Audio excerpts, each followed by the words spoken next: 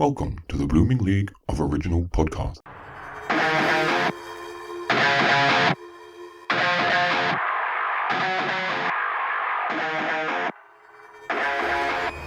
G'day and welcome to an extra Yankee Doodle Dandy edition of Thrash and Treasure, the Torture Chamber musical comedy podcast that's Azza, Mary Ken as Apple Pie, Apple Bottom Jeans, and celeb babies named Apple. And speaking of Azza, and I'm joined as Red, White, and Blue Jewel by two Americans for the price of one. He's our TNT little brother, but don't tell him he's really adopted. It's Spencer the Broadway Spy. Hey, Aaron. Hi, Spencer. Or howdy, I should say. Plus, we're joined, as usual, by a literal Rozelle between us two thorny bitches, who's joining us to put his pedals to the metal. Ew, get a room. But will it leave him wilted and pruned, or a budding metalhead, because he's New York City's slickest cabaret star, and he's bringing the whore to culture? It's Robbie Rozelle. Yay, welcome to the Torture Chamber. How you going? Thank you so much for having me. That's all right. No, thank you for doing this. Happy 4th? Happy 4th? I don't know. Are we celebrating? I'm not. In 52 minutes, it will be July 4th in Australia. Huh. But speaking of which, anyways, guess what? What? We're celebrating a birthday diva today, and after 129,907,499 minutes, how do you measure the year in the life of an independent woman? And since we only have 90 minutes, we're making like any good American election and rushing it. So without further ado, let's say a huge patriotic g'day and a happy birthday, you old bitch, to Hold Glory and the Star-Spangled Men who stand behind them. Robbie will get that one. Spencer, cover your ears and open your eyes to the skies as Will Smith and Adam Baldwin save us from the aliens, but who will save us from the United States of America? Yay! That's really, okay, for the listeners at home, we planned this episode literally 24 hours ago. Robbie has been an absolute angel and stepped in because the next episode will be episode 98. The guest is from a movie that was released on the day it's dropping in 1998. I go on about my OCD all the time and numerical, and things have to line up and make sense and stuff like that. So Robbie, thank you so much for stepping in at the last minute to do this episode so we can put out a proper July 4th episode. It's a pleasure. I'm so sorry it's so late where you are. No. This is my hour very much. At the moment, like I've just had a week or so off and I was just napping whenever. So I don't even know what day it is. Yes. Anyways, no, it's funny. We should be celebrating America's freedoms and independence today, only a couple of days after so many freedoms have been taken away from people. God bless America. Honestly, I feel like if the queen, if the king wants to bring us back from this rumspringa we've been on for the last couple hundred years, I am fine with that. I'll even call Camilla queen. I don't care. I'm done with this. Yeah. Crazy times. Don't worry. Anyways, I love America. I'm wearing actually a Baltimore t-shirt today. What an odd city to represent.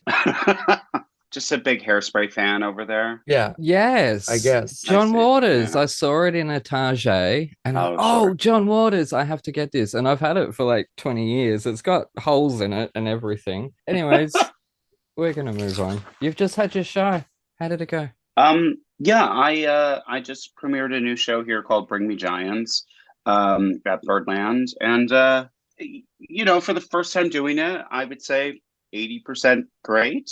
When you're inside of it, you've no idea what it looks like. So I'm just right. Yes. When I get video, whatever, I did just put a trio up on Instagram. My bass player arranged an incredible sort of version of the Lloyd Webber Love Trio, but all Jason Robert Brown songs. Okay. Yeah. So yeah, it was great. Okay. And now it's sort of like, okay, what's next? I wait for reviews and then I figure out what's next with it.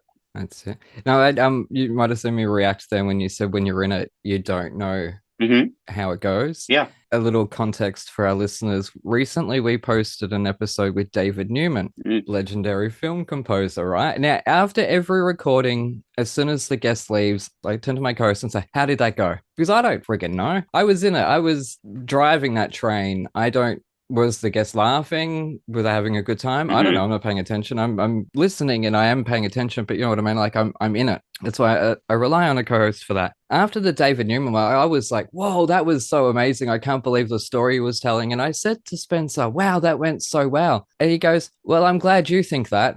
What, Spencer? Oh my godfathers, right? And so I've gone from whoa, that's that was so good, even though like usually I'm not in it, like I mean I'm in it, like I can't tell. That time I could tell because I was so fascinated the whole time listening to his stories. So the whole time editing that episode, Spencer was in my head the whole time. He even said to me, he goes, "Oh, he didn't talk much." I'm like, bullshit.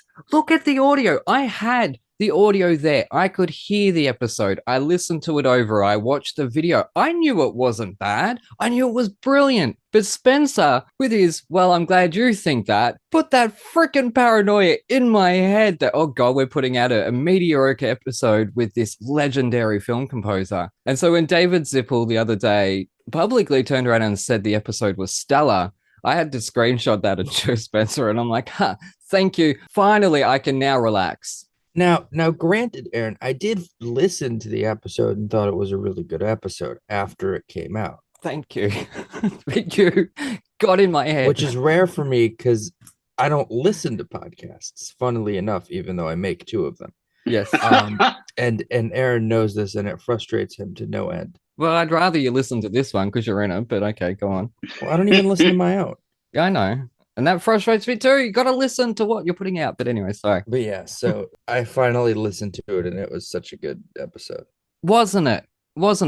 This is an example, Spencer, of you weren't in it because you were so tired. You had 2 recordings that, you were still coming down from. You had a rehearsal to get to. So it was just a matter of you weren't in it. But I'll tell you what, you got in my head. You can ask one of our listeners who I'm actually going to bring up soon. I'm like, bloody hell, Spencer has gotten in my head. It's my job, isn't it? No. Anyways, we're gonna move on. So I just wanted to bring that up for context to anyone who heard that episode and thought, wow, this is such a good episode. It caused me a lot of drama. Let's just say that. Anyways, Robbie, this is your episode. Oh, technically it's America's episode, but you are our guest of honor today. Any experience with metal, heavy metal, glam metal, new metal, death metal, thrash metal, electric? I definitely had a stepbrother who played a lot of Metallica and Megadeth and stuff like that. So I always heard it from the next room. Me as a human, no, not really. No.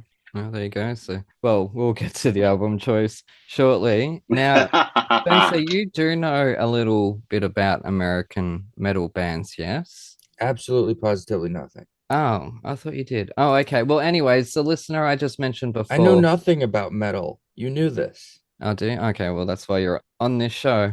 Well, I thought you have friends that listen to metal, and you're always saying, well, that's not like the metal I've heard. I have friends, but I don't listen to them when they talk about it. Well, okay. I thought you might have heard stuff. All right. Anyways, I asked a listener at Aussie Music Fan, friend of the show who listens regularly to all the episodes. He's very excited about the episode that's dropping, episode 97, which he thinks is going to be, because I haven't told him we got an emergency recording in. So anyways, okay. So I asked Andrew who were his top 10 American metal bands, because I thought this is July 4th. And I'll tell you what, it was like squeezing blood out of a stone, because he's like, oh, none of the bands are like are American. But I didn't want to tell him what it was for. So I'm just like, well, just entertain the idea. And you sort of name a couple. I'm like, what about in a top 10 list? So Andrew, thank you very much for putting together this list. In number 10 is Body Count, which in my opinion should be higher. Number 9, a band called Agarlock. Sounds like you're trying to clear your throat. Number 8 is Pantera. Number 7 is System of a Down. Number 6 is Slayer. And number 5 is Mastodon, which is where everyone went this week when Twitter was down. Number 4 is Metallica, who everyone loves. Number 3 is a band called Savatage, Savatage. Number 2 is Mr. Bungle, who I know. And number 1 is Death Clock, who we've covered on this show. So for listeners at home, I have no idea about half of those bands, but we'll cover them in the upcoming weeks just to learn who they are. I've circled. Oh, I don't know 3 of them. Robbie, what would be in your ultimate rockstar rider? Craziest over the top? Oh, That's so funny because, as a touring artist with very heavy air quotes, because I played that one gig out of country. Personally, I don't ask for much. I like that my band is taken care of. That's very important to me. But the craziest rock star writer, I don't know, like put water on stage for me. I'm so easy, so easy. I know a lot of people who are not, and I try not to emulate that. Yeah, no, that's fine. We want you to though. We don't want water as an answer. Oh, damn it. Well, because look, Aaron, as someone who has had a rider before, Yeah. that's what you ask for. I mean, like, Yeah, but that's like standard. We're not asking for standard. We're asking for crazy, like chihuahuas that juggle. Oh, that'd be cool. my crazy answer to it is just a larger bottle of water. That's my crazy answer, is a larger bottle of water. I want a Oh. pool with a straw. Yes, that'd be fun. There used to be an ad where there was a pool of milk and a woman jumped in it. I think it was like yes, and it pulled back and it was a bar of soap. Oh, This before I was alive, Aaron. Oh, like 30 years ago, mate. Yeah, much before you were alive. Yeah, it was soap, I believe. But right before you realized it was soap, you're like, oh, that looks really delicious. And you're like, no, that's the sort of shit you get when you swear and your mum washes your mouth out with soap. Anyways, we're going to move on to the metal album now. And I picked it completely blind. Oh. And as I tweeted yesterday, I have a feeling Spencer is going to relinquish my metal album choosing rights at some point. I based this on searching for America on Spotify. A band called Grateful Dead sounded metal-y, plus better than the current state of the USA, which is filled with the ungrateful living. Anyways, I'm gonna move on. Spencer, you reviewed this album. Yeah, first of all, this is not metal. Grateful Dead is not metal. It's not at all. No, Nothing I'm even sorry. close. I didn't know. I didn't know. No, this was great. Best, keep going in this direction with your album choices. I don't care if they're metal or not. This is like, I love Grateful Dead. They're full on like funk jam band stuff. I've dug their stuff for a while. They're certainly the precursor to a lot of bands that I like a band like Snarky Puppy, that sort of thing. It's like very much in that vein. So I dug this album a lot. Very funky. I loved this album. Super Magnolia, the third song, was probably my favorite. That's funny. I called it Sweet Magnolia. You've called it Super. What do you call it, Robbie? Because it's sugar. Is it Sugar Magnolia? Oh my God, it is. Yeah. Oh, it does say Sugar Magnolia. I know. Right? I've literally written sweet. Sorry, go. I've written magnolias as well because the steel magnolias.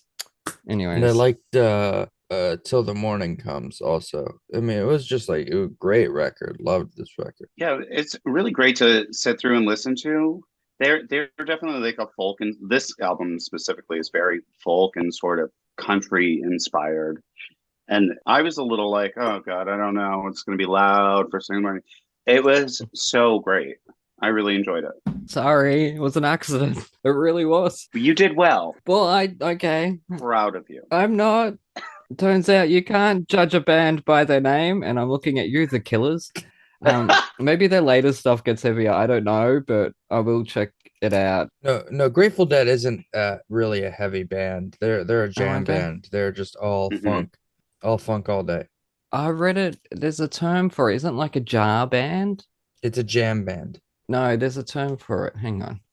No, Beatles... that's the term for it, Eric. No, it's not. I was looking. Hang on. Why am I looking up the Beatles? Because they wanted to not be the Beatles, but there was a particular term for it that I've heard before. Who are they called? Grateful Dead. Oh, the album was American Beauty, which was how I come to this album. It was by searching America. Okay, hang on. There is a particular thing. It's jam band. A jug band. A jug band. It's not a jam band. It's a jug band. Oh, jug. Sure. Like Emmett Otter's Jug Band Christmas. I wouldn't really call them technically a jug band. That's what it's Wikipedia. Whether we know this, whether it's right or wrong, who knows? Yeah. I don't see Jerry Garcia blowing into like one of those big jugs. Oh, is that what a jug band is? Yeah. If you watch the seminal non-classic Emmett Otter's Jug Band Christmas, which is a Jim Henson Christmas special, it's so sweet and charming, and definitely not the Grateful Dead, who they were like very much like a acid trip sort of band, like LSD, I feel like. Yeah. And not were. I mean, they're still touring. Mm. They're still going. Oh, right. But it's called now the Grateful Dead Experience because Yeah. so many of them are no longer with us. Sure. Them calling themselves the Grateful Dead Experience is like how the Beach Boys are touring, and it's just like Right. one guy from original, and like John Stamos is also there for some reason. Oh, John Stamos has been with them for 30 years. Well, somebody's got to play drums sometimes in between acting gigs, I guess. It's kind of like Menudo, right? People just come and go, cycle through them. Yeah. Oh, a Little River Band. How there's LRB in Australia, which that's not the official Little River Band anymore. The official Little River Band is a bunch of Americans touring America using the name and the copyright and the trademark and all that jazz. But the original guys aren't allowed to use it. Oh, yeah. Well, it's like with Styx also. It's like two of the original guys, and then Dennis DeYoung tours as Dennis DeYoung. Yeah. Well, how John Davies and I can't remember the other people, they tour as the real Milli Vanilli. Anyways, on that note, let's move on. That's Yeah, okay. hilarious. Thank you. As a metal album, I give this 2 stars because clearly it's not metal. But as a chilled out summer stoner rock album, it is perfect for July 4th. So I give it 4 stars on that count. However, I give 0 stars to me because this wasn't metal. This wasn't heavy metal. This was psychedelic rock, stoner rock. At that, Mhm. it got great reviews at the time. Like it got like A- and 5 stars and stuff like that. And I think it went double platinum, which is huge. Yeah. I just thought in a couple of moments it was a little bit boring, possibly because I wasn't in that headspace of chilling out on a lawn on July 4th in the sun, listening to this with a whatever the stoners do. I think that's where it let itself down a little bit. That I just in a way it kind of was a little slow. I would have liked more psychedelic, which is a problem I have with a lot of prog rock we've done. But yeah, what would you give it out of 5, Robbie? Oh, I would probably give it 4.5. It was highly listenable. I would go back to it. I was worried that this was going to fuck up my algorithm, but I would not be mad if it did a little bit, you know? That's the one thing I think about with having guests on the show. Yeah, because so much of my music is Ella Fitzgerald and stuff like that. Like if it was recorded after 1964, I generally don't know it. When I read the Grateful Dead was going to enter into the algo, I was like, oh no. But I would very happily listen to this album again. I am going to check out their latest stuff just to see if they do get any more satisfactory for my taste for this show. But look, as I say, I liked it on as a summery stoner rock album, chilling out. But I guess I was my expectations weren't met because I was expecting not it to fuck up my algorithm. My algorithm was fucked up 2.5 years ago. Let's face it. I don't know what I was I guess I was expecting more like Deep Purple, I guess. Mm. Or even maybe The Who, something a bit more sure. proto-punk, I guess. Definitely the band name tosses you in that direction. Yeah. It almost feels like a bait and switch in some ways. Sure. It is like the Killers. They're not killers. Look at them. But also the cover of that album, the way it says beauty, it almost looks like it says reality, like American reality. Oh, okay. I didn't which notice is that. really interesting. Yeah. If you go back and look at it, there's like a line that runs through the word beauty and cuts it in the center, like it's saying reality. Now, it's funny because I chose this at random and I chose it about 20 minutes before I sent the DM to you. Oh, wow. And it wasn't until about 2 hours ago that I looked up at the album cover on Spotify and realized, oh, it's a rose in the middle. Oh, yeah. Mm-hmm. I'm so slow. It was right in front of me the whole time. Lyrically, it was fun, I guess. I noticed a lot of mentions of American places, especially in, I think it was Sugar Magnolia. Yeah, well, I mean, also like that's not why you listen to this record is lyrics. I mean, this record's got the funk all the way. Yeah. I mean, and as a drummer, listening to what they do is always enjoyable. Well, explain to a troglodyte like me who knows nothing what they did right. I mean, it's groovy. It's groovy as shit. Yeah. I mean that's the easiest way to say it. This record just like It's got the funk. To quote one of my 88-year-old professors, it's got the funk. I guess I don't know. I don't know if maybe in the faster songs I felt it. Well, yeah, I mean the faster stuff is definitely Yeah. like funk inspired, and the slower stuff's definitely more in the folk vein. Yeah. The slower stuff had me like, just hurry up. I was antsy. Anyways, I think it looks like we can put the dead to rest, and we're gonna go to an ad break.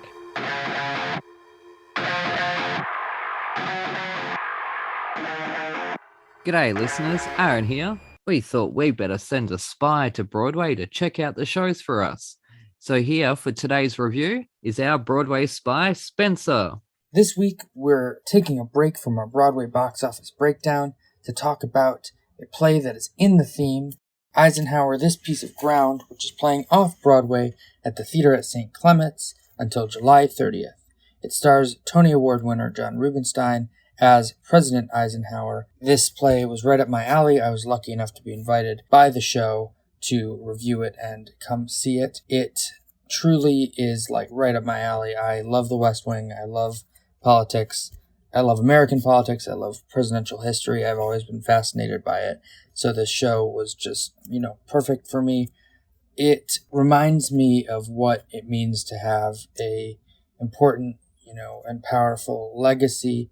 What it really is talking about how Eisenhower was very much a figure that was at the time thought of just as, a president, that he wasn't really thought of as the most accomplished president, because of course most of Eisenhower's big accomplishments were done before he sat in the White House. And so just to get to learn more about him and about just what Eisenhower did for this country, both pre-White House and post-White House and during the White House, talking about how his ranking was in order of greatness and how it's kept going up the longer it's been since its term. He's now 5th on the list. And just, really thinking about what Eisenhower did for this country. The thing that also made it really cool for me is it's adapted from his memoirs, some speeches, and some letters, and really just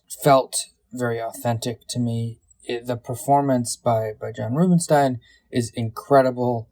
Reminded me of Eisenhower. I mean, that's, you want someone who can embody a character, and that's something that's really difficult to do, especially when it's a real person and such an iconic figure in our history as well. And, for me, I wasn't alive at the time of Eisenhower, and so really was what he did both before the White House with the different wars and with commanding NATO was just really, really fascinating. And the play it flew by. I forgot that it was, just him, because it felt like this more immersive thing. The set design by Michael Deegan and Sarah Conley really made you feel like you're in his living room. Costume design by Sarah Conley also.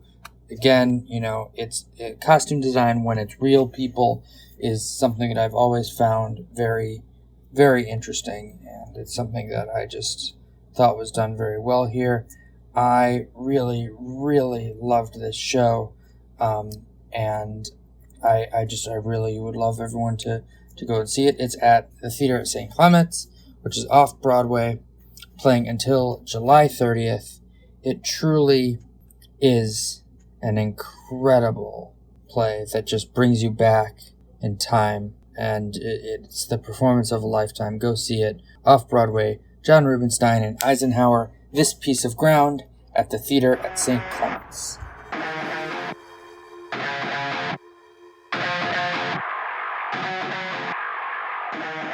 All right, we're back with Thrash and Treasure. I'm Aaron. That's my cool, considerate man, Spencer. And we're joined from inside my locker by Robbie Rozelle. Now, does it smell weird in there? Vaguely like corn chips, but I don't like to brag.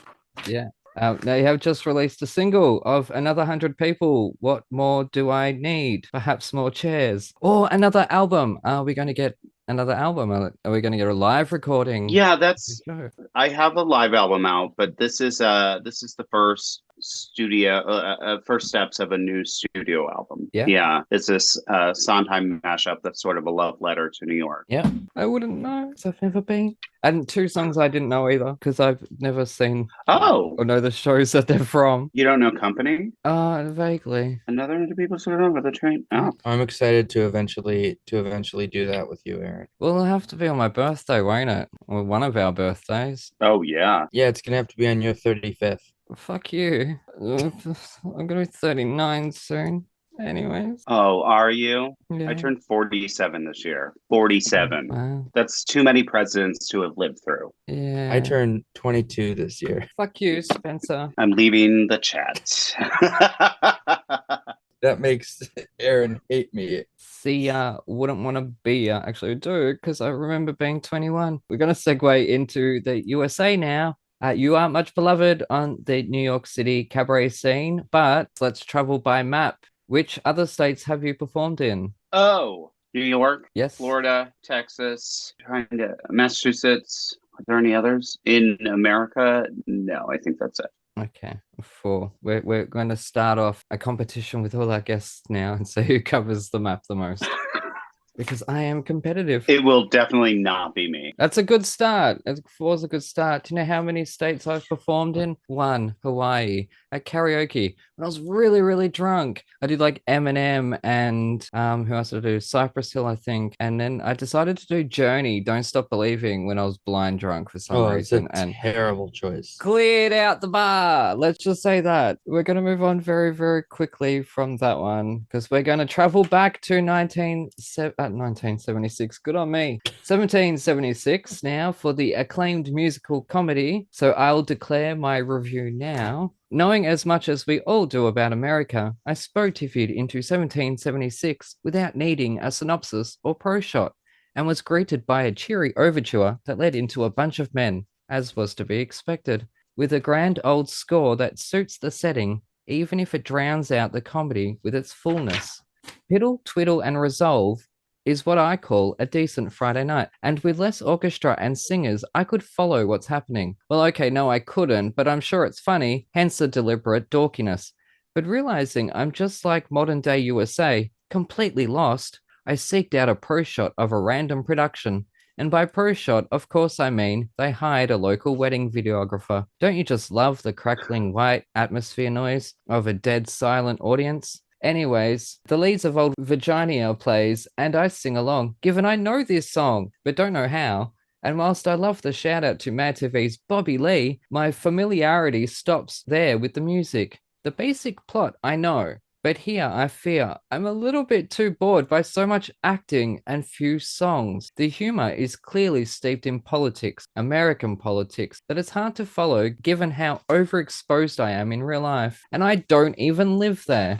Anyways, I have no idea who's who, because not to sound racist, but all founding fathers look the same to me. And who's this queen in polyester pantaloons? They hurt my eyes. But the music, for the most part, is fun, whimsical, witty, and very Americana. My main issue is, at 2.5 hours, there's like 13 songs at most. I want more of that, more of the comedy, more of the fun. But then I realized this bitch stole the Tony Award from Hair. 75% off 5 stars equals 3 3/4. The songs are simply not enough in quantity that following the book when you're just trying to rush more hinders the experience, leaving me like the founding fathers, stone-faced on a cliff's edge, wanting more music.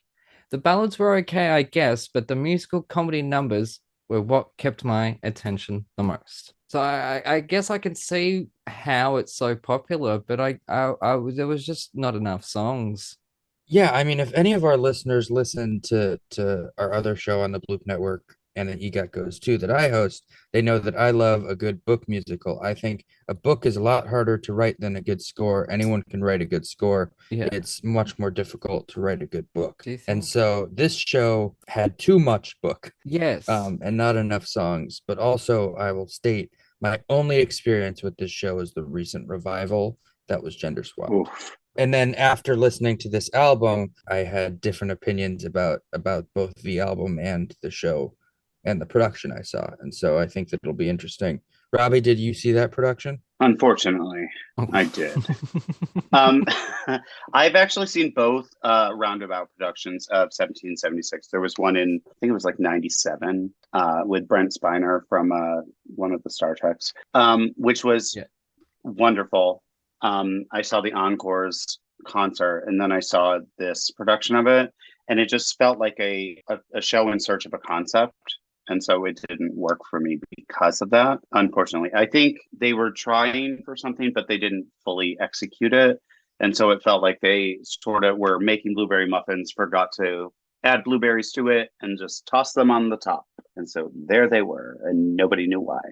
One might say it was 75% of a muffin. Thank you. Well, that's the thing that I very much felt with it, was that, you know, if you're going to do a gender swap, do it for a reason, and like sense the reason. And like when you're watching that production, like the production itself doesn't give you a reason for doing that. Mm-hmm. It's just like, oh, we did this. Yeah. How come? Like, it needs to be earned in some way. And I felt like, I don't think the women knew, were they playing women? Were they playing men? What were they doing? And that's unfortunate, because there's possibly something there. I thought Carolee Carmello was extraordinary. Yeah. But it just, so much of it felt like a how come. And shout out to Carolee Carmello for being the best part of two shows that season. Yeah. And I saw her in the other 1776 in the 90s. She was Abigail Adams. Oh, wow. Yeah. So it is a show that I happen to love. I think it's extraordinarily well written. It has some very tense book scenes. I just don't like, because you walk in and you're like, I know how this ends. But halfway through, you start to feel like, what if it doesn't happen? And that's, Peter Stone's book is really excellent in keeping that tension mounted. It just wasn't there in this production, unfortunately. Well, and the other thing too that I think about especially is it's very hard to be a show about America post Hamilton. Well, I was actually going to bring that up. Especially a show about the founding of America. And for young people, including myself, when I sat through 1776, I was just like, this is like Hamilton, but like more boring. I mean, and that's how I felt during that production. That's funny. Well, not funny. It's sad, because looking in as an outsider, I can't believe that America would be founded by a mix of people of color, but I could totally believe it was founded by clowns in a musical comedy. Seriously, when you look at America today. Anyways, love you, America. We are here celebrating you. But let's face it, it's true. I will say, with this new production, I loved the new orchestrations. Yeah, I thought that they were really well done. I didn't love the new arrangements of some things. I think Mama Look Sharp was overblown when it didn't have to be. Yeah. The thing is, I think, because even the Encore's production of 1776, which was them in modern dress and stuff like that, it doesn't work because it's telling a very specific story, and you just have to tell that story. You don't have to do anything. Like, it doesn't need extra layers. It's not a 7-layer dip. You know what I mean? You can just do it. And they're most successful when they just do the show as written.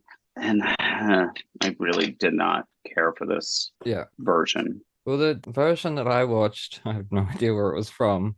They sort of presented it as a pro shot, but you could clearly tell. Like, if, as I said in my review, if you can hear the atmosphere of the audience, this is not a pro shot. You've literally just hired a local filmographer to do it, and that's fine and all, but don't try to sell me that this is a pro shot, because I fell for it. And the sound was terrible, and of course every song they walked up to the front of the stage and stood at the front of the stage and performed the song there facing the audience. Goodness gracious me. Now and I commented also on the costumes that looked cheap, because these are very specific costumes. They are a very specific look. And when you are using cheap materials, with these should be finer details like down the front and stuff like that, it shows. Yeah.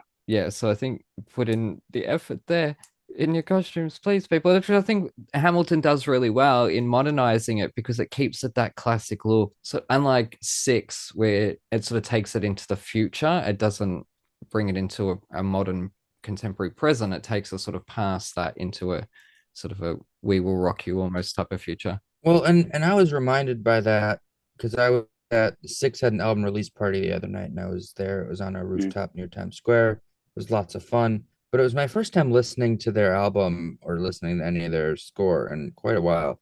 I was just reminded of how much it really does like bring it into that future. It does, doesn't it? Well, I think, especially visually, the costumes, maybe not with the set, as we know how I feel about bands on set or on stage. I mean, sorry, Spencer. I think Six works as a concept that is fully thought through, and that's what the Diane Paulus production of 1776 didn't do. Yeah, it just sort of felt like, what if not men? And didn't think further than that, unfortunately, No, just two things I want to add in there. Firstly, about the comedy, had it been sort of more full throttle comedy, a bit of slapstick, I think maybe it would have held my attention a little bit more.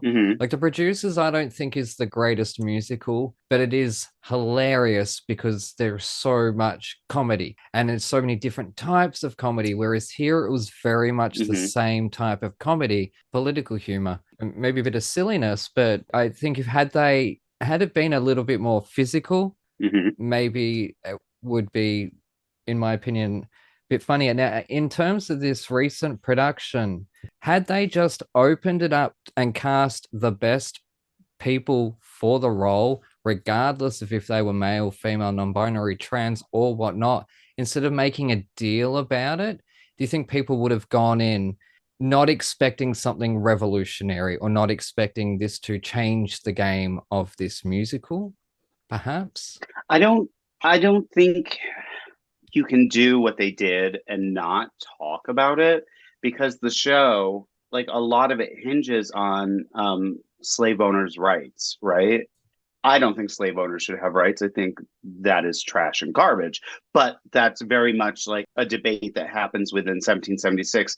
And so to have Black people debating as white characters, slave owners' rights, they have to talk about that in press and interviews and things like that. There's not a way to say, we're doing the show with a rainbow of gender expression and also people of color, a rainbow of people of color, even though it's all white dudes fighting over whether or not they can own people, and and trying to lop ourselves off from England and fighting about how we're going to do that, right? You can't just do the show with non-white dudes and not address it in some way.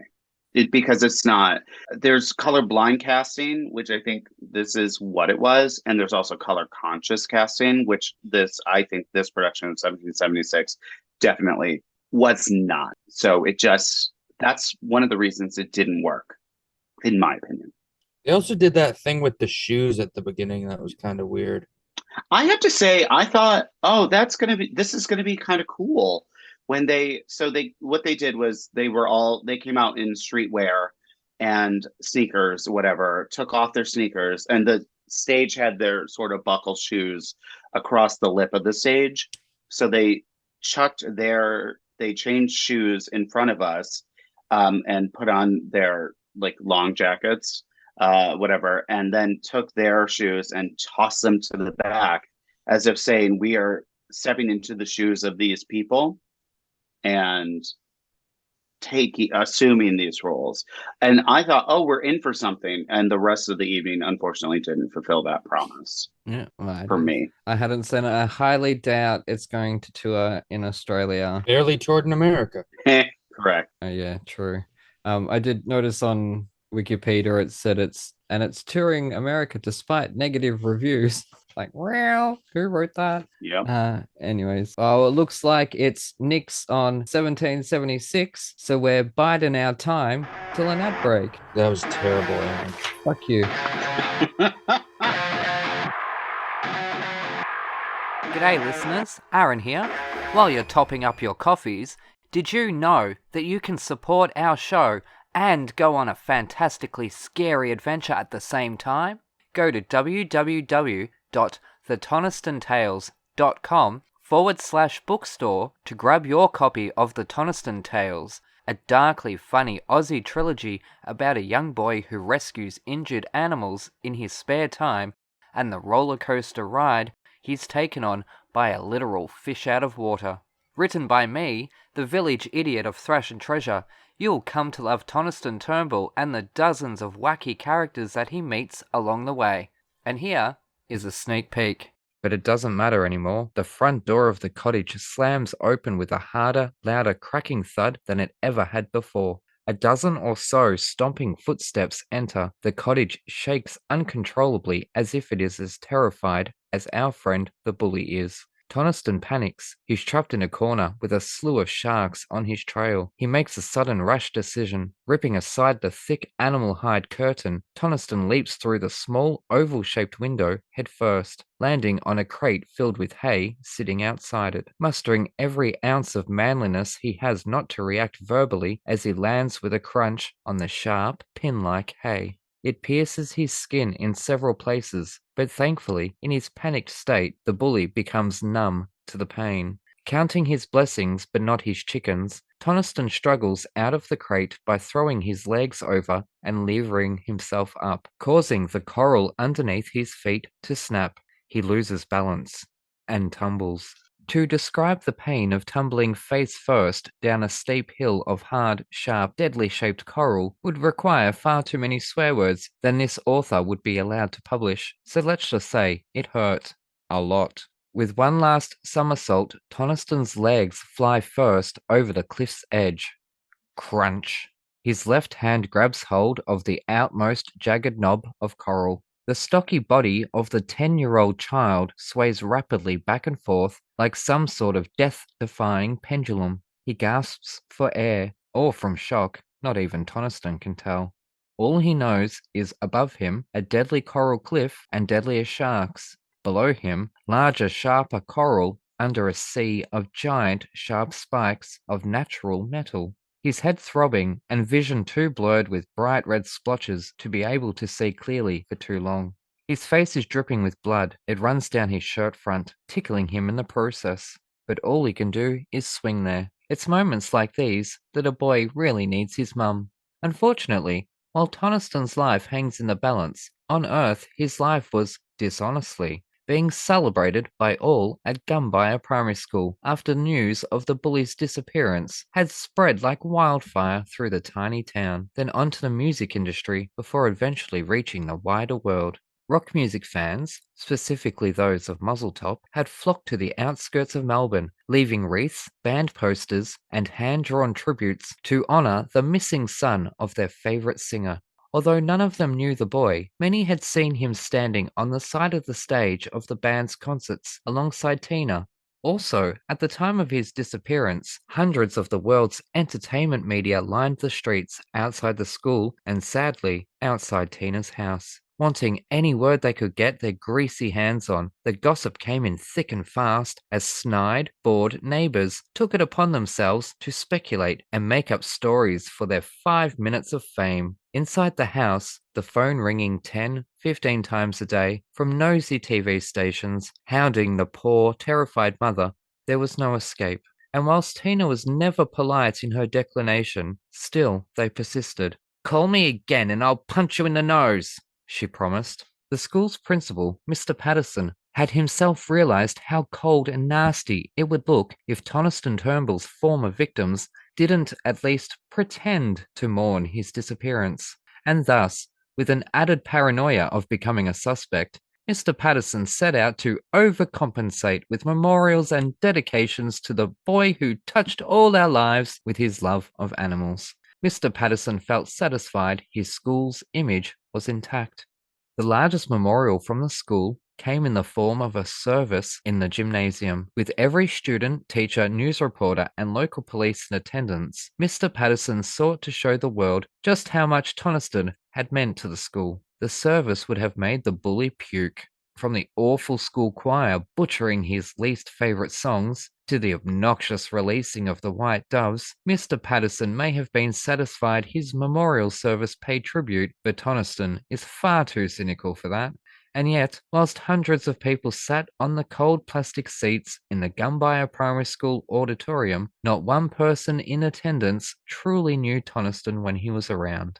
But all alone, in her large house, the animals all shunned outside, Tina Turnbull sits with her umpteenth glass of wine, ignoring the umpteenth phone call from friends, fans, and family, but most sad of all, wondering, for the umpteenth time, what she could have said to her only child to have brought the two of them closer together.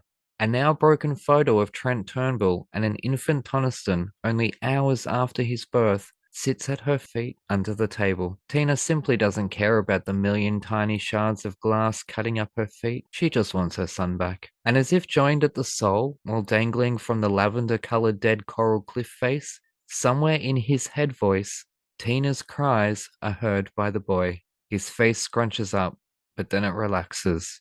I can do this.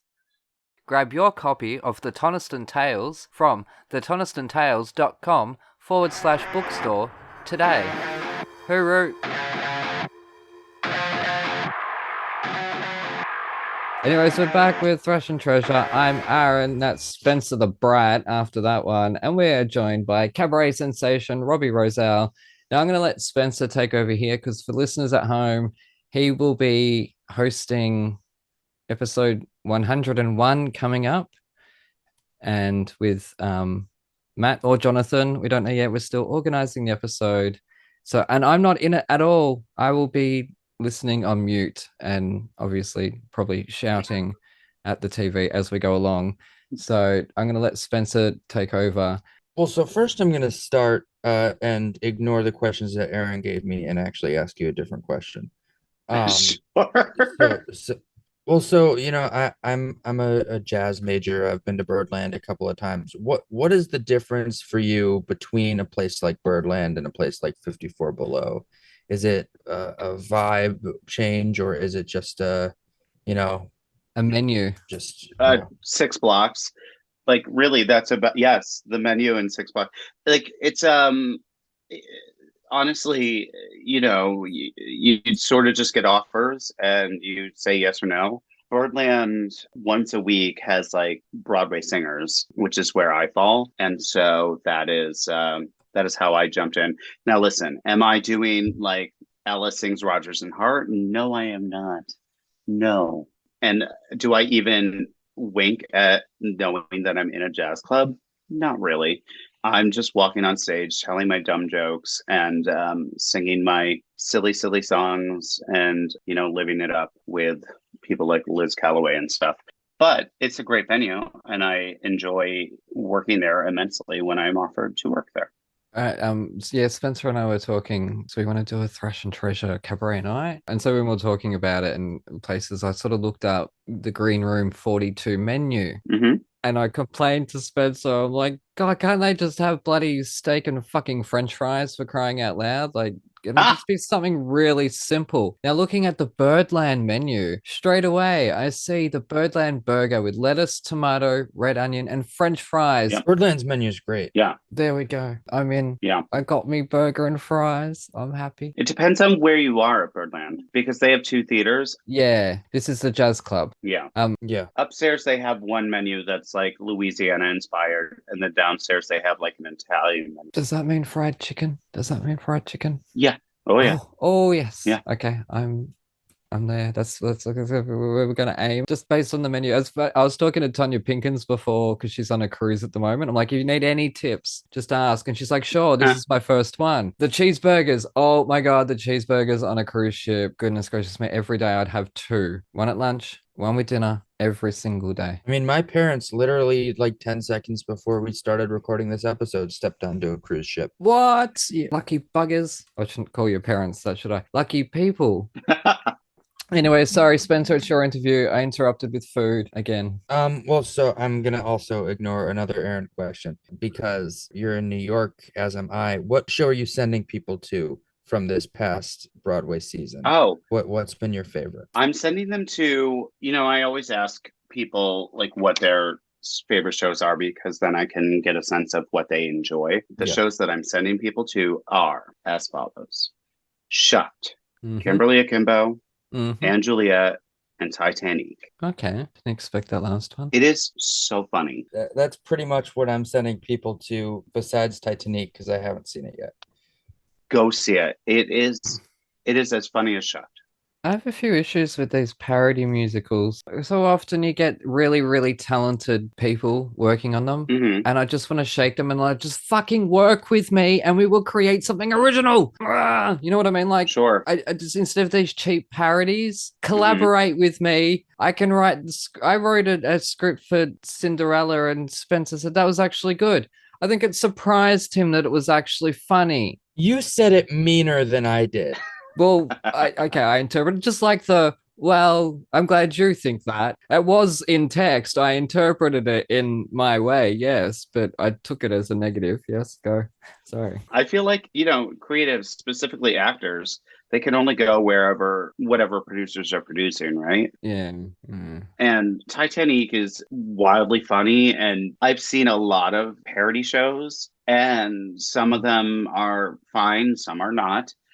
This is one that I've seen multiple times because it is so funny and enjoyable. It is really cleverly thought out. Yeah. I Yeah. haven't seen any. I don't know if I will. I'll cut that out just in case, we do get some. Yeah, it's been on my list for quite a bit. Just need to find a time and find affordable tickets. Yeah. I do love Celine Dion, and I think she should totally come on this show, though. That's completely unrelated. Anyways. The story of Titanic told through the music of Celine Dion as somebody who is on the ship, hilarious. Yeah. Actually, I was talking about peanut butter solution. Have you seen that, Robbie? I have not, no. Oh, okay. You're of age too. Spencer was like 20 years too late.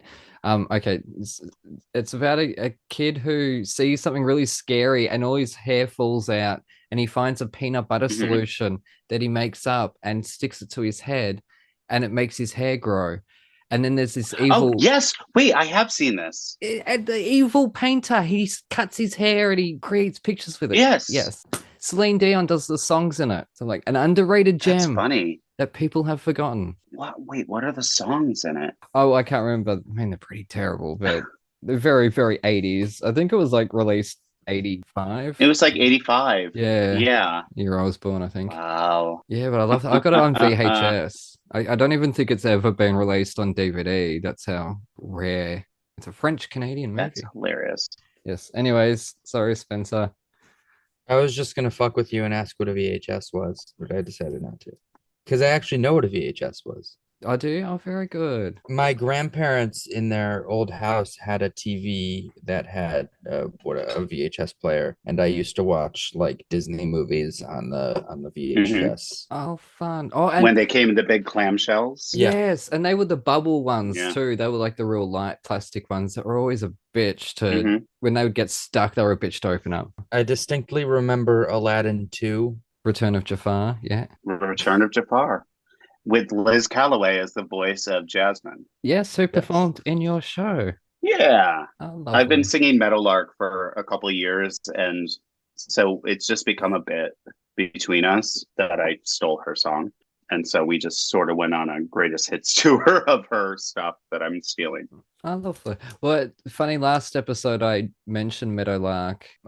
If you were to sing it now, I would not I don't know it. I'm sorry, Stephen Schwartz, Liz Calloway. I'm sorry, I just never heard Meadowlark. Interesting. But I've seen the peanut butter solution, and that's all that matters. You have. Sorry, Spencer. Go on. I'm gonna shut up. Well, so two other things.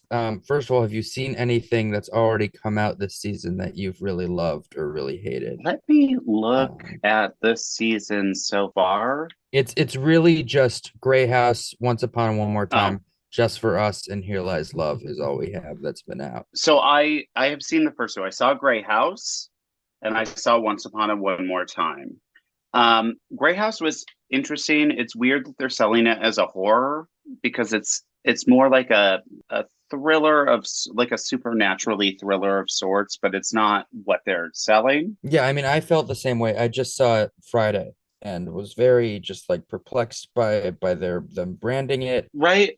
I'm also just perplexed by the story. The story didn't really make a ton of sense to me either. But they're very much branding it like The Shining, right? With like Yeah. those little girls, whatever. which like it has those moments. There's some. It's mostly like a psychological thriller, I would say. And then Once Upon a One More Time was fun. Justin Guarini is excellent in it. Yeah. Jennifer Samard is the gift that keeps on giving. She's excellent. I don't know that I ever needed to see the feminine mystique as told through the songs of Britney Spears, but here we are. Yeah. And it caught better reviews than I expected. Now I saw it very early in previews, so it's very possible a lot changed, but what do I know? Yeah, I saw it, I think, the day that they froze it. And so it was fine. Yeah. Talk about a show that needs a better book.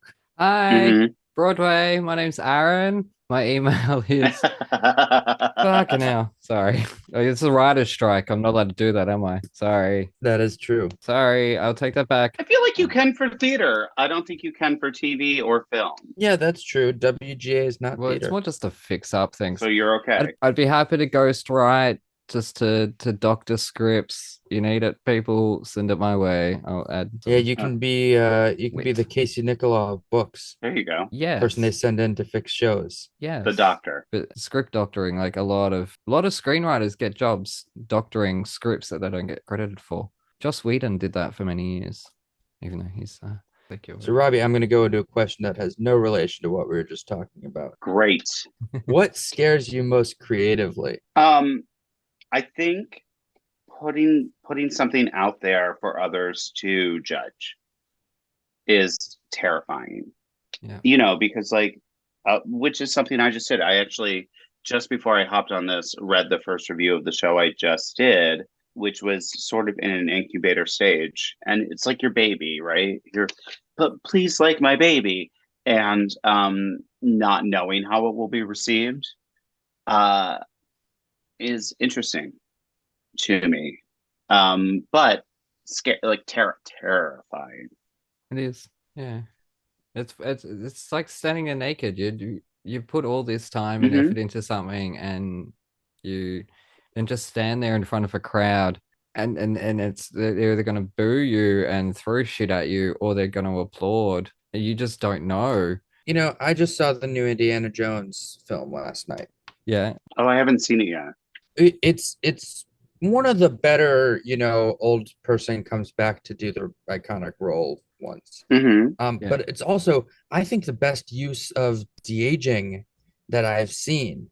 And I think it's because just like Lucasfilm just has so much footage of Harrison Ford as his young self that they're just able to feed just like the sheer amount of footage made it all so much better in terms of the de-aging. And that for me was really great because like I'm excited to see a process like that work. And I thought it did. I don't think it's worked that well a lot of the other times we've seen it. And I was really happy to see it work. And even if the movie itself wasn't the greatest film of all time, even that to me was a victory. And a new John Williams score was a victory. I don't really care about anything else. Right. You got to see the whip, you got to hear the music. Like, who cares about anything else?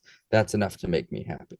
And Shia LaBeouf isn't back, so Matt. wins all around. Yeah, that's true. Remember, they were setting it up so that he was going to be the next sort of Indiana Jones. Yeah. I am so over passing the baton movies. I really am. I don't care about your fucking children characters. We care about you. God, even Turner and Hooch got a reboot. Who cared about Turner and Hooch to begin with? Literally nobody. I don't know. You know what I feel like with all these reboots and stuff like that? This is how I felt looking at the poster of Fatal Attraction. Joshua Jackson, again, call me. It sort of looks like looking at kids wearing their parents' clothing. That's Michael Douglas and Glenn Close. That's not Joshua Jackson and Lizzie Kaplan. but it's them Right. wearing their parents. That's what it sort of looks like with the font and the poster. That's the vibe that I'm getting. Hey, look, there's some reboots that I'm okay with. Aaron Sorkin is apparently shopping a West Wing reboot around, and that would make me the happiest person in the world. It's my favorite television show of all time. But Yeah. like some shows, you don't need it. That show, I think, politically and where our climate is, it would actually be really important to see that again, because that show really, speaking of America, speaking of our theme today, really was just like the hope of good government was really what that show was. And so I think that that's something we still need. Hmm. Yeah, I can say that. I don't need it. I won't watch it because I didn't watch it originally. Oh, you're a bad person. It's my favorite television show of all time. Go watch it. Yeah, I have seen it, but no. Anyways, continue. That's why when I saw Leopoldstadt a third time. Why? Oh, because of Josh. Oh, Josh Manila, yeah. Or Melina? Yeah. Melina. Yeah. Yeah, Manila. Melina. Woo. Oh, one show I never want them to reboot is Lost. I don't need to know what those characters are up to today. We got a perfectly finished ending Nope. that I understood. They'd call it Found. If they insist, do an anthology. Do an all new set of characters that end up on a totally different island, just the same premise of Mhm. crash landing on an island, and then go off in a totally different direction. Don't do it. Don't give us the same show again. But that's what Yellow Jackets is. Well, okay. I didn't know that. I don't watch that. Yeah. Someone was talking about the other day doing a Friends reboot with that cast. And I'm like, do you know how much money you would have to pay those people to go back and play those characters? Like, also, why? Why is Frasier back? Yeah. Why? We can go to the next thing. That's okay. Oh my God, I have so many ideas. Well, and we're starting to see that, to speak about the business of Broadway a little bit. People want revivals. That's what producers are investing in, because to them it's a lot safer than the original musicals. I mean, we're getting a lot of revivals that are either in the pipeline or announced or are coming. It's our fault as the audience. It is our fault. It really, like, we can point the fingers at the studios. And look, I saw some great ones last year, and I saw some not so great ones last year. Yeah, but it's our fault en masse for throwing our money at the reboots and the revivals and the remakes and the sequels upon sequels upon and the prequels. You know, it's our fault because we're the ones that, with our money, are telling them this is what we want. I can't wait till we come full circle and get to a point where we're like, we need something original now. Mhm. Because it's just, we shouldn't be celebrating when Shucked comes around. We shouldn't be celebrating because one fucking show is not based on anything other than corn. But why is that so rare? Yes, exactly, you nerd. He's put his hat on yet again. He cannot, listeners at home, he cannot mention a show from this season without him pulling out his hat, namely Shucked or Kimberly. Hey, the only show I have a hat from this season is Shucked, because Kimberly Kimbo had one for a week and then discontinued it, and I've been searching for it for months. Oh, have you? Oh, okay. Look, I have from 1996, I think it is. That is, ooh, whoa. Beauty and the Beast from the original Australian tour that Hugh Jackman was in. Yeah. Saw him twice. And it's very dark because I covered it over in black to wear when I was doing stage crew. What was Hugh Jackman? He was Gaston. He was Gaston. He was brilliant as Gaston. There's a cast album of it. Oh, that's incredible casting. Yeah. Yeah. Oh, yes. That's incredible. Well, and they're trying to revive that too. Hmm. I'm not mad at musical revivals because, you know, you want generations who didn't get to see a production to see a production or see a new production of something. Yes. I just feel like with television and film, they exist. You can stream just about anything. And I don't know that I need an extended universe of, like, what's left to extend? The Smurfs? You know what I mean? Like, who cares? Well, they even did a reboot of the Smurfs. Yeah. They did the new Smurfs movies that were terrible. Why? Yeah, and then they rebooted it again. Also, how many Batman do we need? Well, I don't know, man. Have you seen Batman in the Arkham Origins game? Goodness gracious me. I've just stopped watching any of the DC stuff. Yeah, and the Marvel stuff, to be honest, most of it too, I've stopped. No, I'm still watching Marvel, right? But DC, just quit, guys. Why are you bothering? Yeah, we can. Just make single standalone movies. You've just done this whole thing of we're ending the DCEU and the Flash is going to be the end of it. Except it's not, because we've got Blue Beetle and then we've got Aquaman coming out. And then possibly, if they're successful, we're going to get a sequel to them. Stop trying to do what Marvel are doing. Yeah, stop. Just follow your, as I keep saying on this show, follow your creative impulses. Again, it's our fault. We threw money at this shit. Mm-hmm. Well, and Robbie, to speak more about revivals, I just saw Camelot last week, Mm-hmm. which I loved, and I had listened to the original album, read the original book, and I loved this book. I loved what this production did with it. I would have liked a little bit more set, but I seem to be one of the only people who just like truly fell in love with this revival of that show. And I agree with you with what you said about the reason that we revive shows is for younger people to be able to see new versions or to just see a show. Like I would have never seen it if it wasn't, here. Yeah. Right. And I completely agree on that because, as I say, what I love about theater is one director does their vision, the next director does their vision. Which is the problem with the revival of Tommy, which I just saw in Chicago, is it's the same director. Yeah. I want to see someone else give it a shot. Yeah, with all due respect to Des McAnuff, I can understand that. Diane said it last week, and I think she was throwing shade. That's what people like to do these days, is to do musicals that are typically should be big. They're doing them as small black box productions. And a lot of the times that's what we're getting in Melbourne or in Australia as our Memphis. Memphis, they advertised Memphis. This pissed me off. Using the Broadway footage. It was a black box production with one set where it was just a wall with records stuck to the wall. That is false advertising.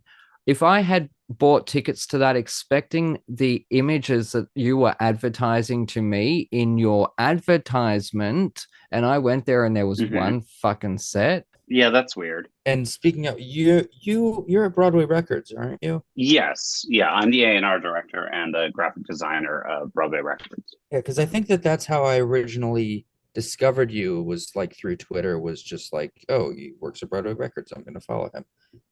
And so, yeah, I followed you for a couple of years. I'm so sorry. It's a lot of, it used to be so light and like fun and just like niche musical theater jokes. And then like 2016 happened and it just like slid downhill of like, call your senator. So trying to like strike that balance has not been the easiest. Yeah, I mean, Twitter and what's happened with Twitter recently has just been not the easiest. Oh, God. So what's an underrated musical from the last 10 years that you think more people should know about? Rags Parkland Sings the Songs of the Future, which played at Ars Nova. It's Andrew R. Butler is the composer's name, and he played this guy named Rags Parkland, who it's set in the future on Mars or something like that.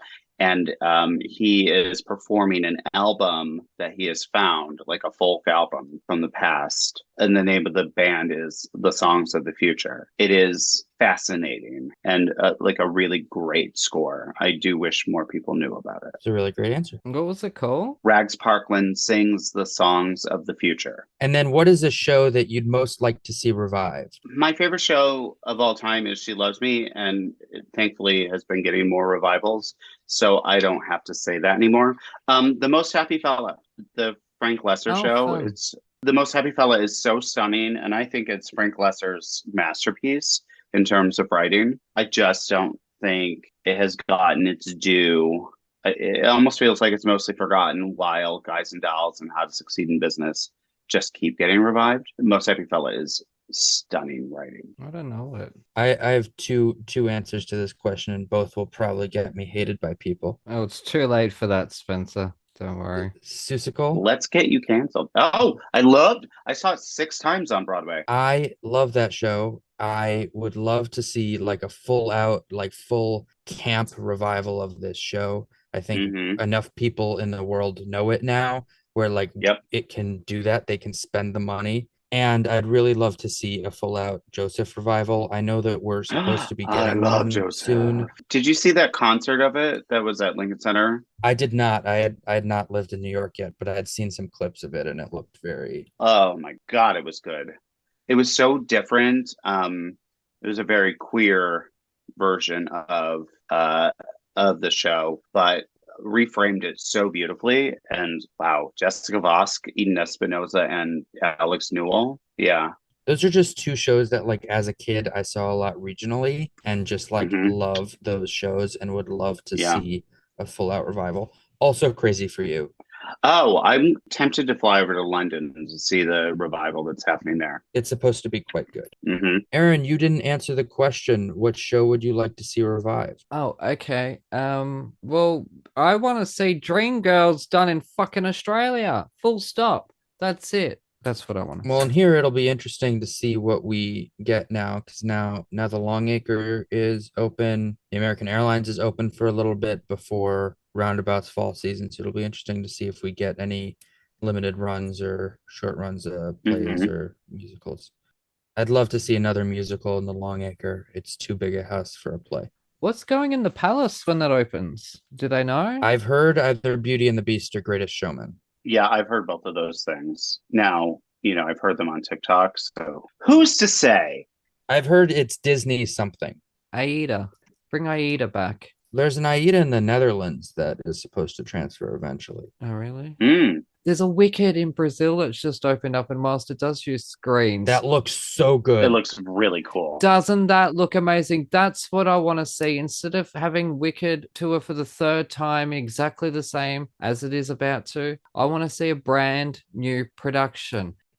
And then Robbie, my last question. This is not about musicals. What's your favorite play of the last 20 years? New original play. Play. I love so many. I loved Leopoldstadt. I think mine is, but I'm just looking to see if it is within 10 years. Vanya, Sanya, Masha, and Spike. Oh, okay. Oh, wow. The Christopher Durang play.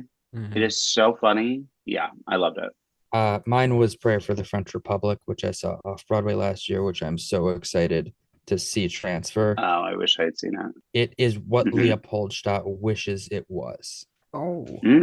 Well, I cannot answer because I don't watch plays. I fall asleep, which is anyways. That's true. That's hilarious. What did I just saw a play. Like I can sit through a movie at a cinema and I won't fall asleep. I go to see a play, I'm gone. I'm gone within 20 minutes.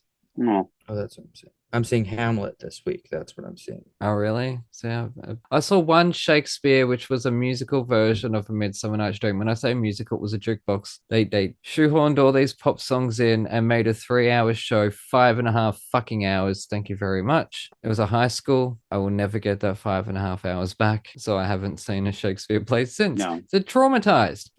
I haven't seen Hamlet in the park yet, but I've heard it's quite long. Hamlet in the Park is over 3 hours, but I saw it at Park Armory Jesus. and it was 4. Oh, really? Yeah. Well, it's outside, so it's probably more difficult to fall asleep. Or is it because of that heat? Yeah, that's true. Yeah, like Harry Potter was 5 hours. Oh yeah, but that was also spread over 2. Yeah, it's spread over 2 nights, and they Yeah. were like zapping each other and shit. So there was stuff. Well, to keep now they you have it's going. 3 hours, but one night, but they didn't really cut anything. It's just faster. They took out the fun. They took out the old people's home. That's true. They cut the old people's home? Yeah, that was like the only fun part. I haven't been back. Yeah, no, That's hilarious. Yeah. Anyways, well, so thank you so much for joining us at the last minute. Look, if we'd gotten to 24 hours out, I was gonna give up on the 1776 July 4th idea, and I said that to Spencer. We'll cut off at 24 hours and just give up. And I think it was literally right on the 24 hours or 25 hours or something like that you said, I know it well. So, and you're available, like, oh, there we go. Yeah. We're able to get it in. So anyways, where can people find you on the social medias? I'm on whatever social media still exists.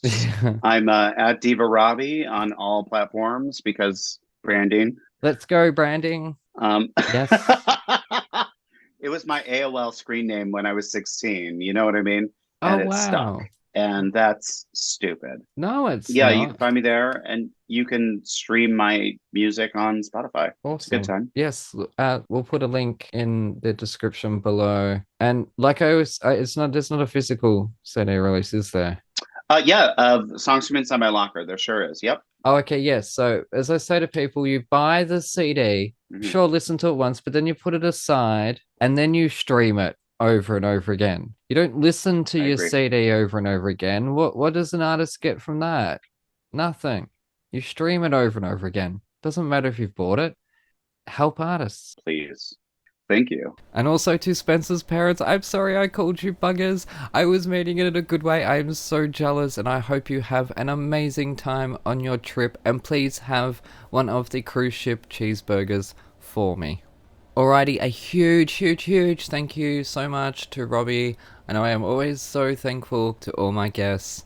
As I've said to Spencer, we cannot say thank you enough. Even if we've said it a million times, we say it 1,000,001 because we are so grateful. This was an idea that we had literally 24 hours before the recording. So everything you heard, all the script, all the reviews, everything was literally whipped together in 24 hours. I am so proud of Spencer and so incredibly grateful to Robbie for joining us. Anyways, you can find us on the social medias at Thrash and Treasure on Twitter, at Thrash and Treasure Podcast on Instagram, plus we're on Facebook, as well as under Blooming Theatricals, and on YouTube, where you will find video versions of all our podcast episodes. It is only the logo, because these recordings are at ridiculous hours for me in Australia. I am not having the world see me at that time. Anyways, I am digressing. You can catch Spencer on his podcast, And the EGOT Goes Too. And if you're a huge fan of television or even cinema and music, he's looking for a panel of people to join the team to appear on the Emmys portion and then later on the Oscars and the Grammys portion. They will be done a little bit different to how the Tony Awards was done due to how the awards are set up. Anyway, so if you're good with any of those topics or just watch a lot of them, you love those award shows, hit up Spencer at SpencerSher_, that's SHER, and let him know that you're up for that. We'll be back the 15th of July for the 25th anniversary of There's Something About Mary, Wonder Why. But anyways, thank you so much for listening. You take care, and we shall see you next time. Over. Awesome. I think it was great. Thanks, Robbie. Like quicksand!